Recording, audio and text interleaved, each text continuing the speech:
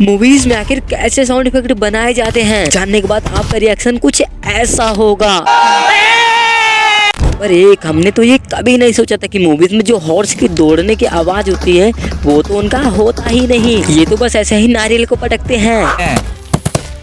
बटू आपने Minecraft game तो जरूर खेला होगा और आपने इनके चलने की भी आवाज सुने ही होंगे, लेकिन क्या आपको पता है ये आवाज दरअसल ऐसे बनाते हैं।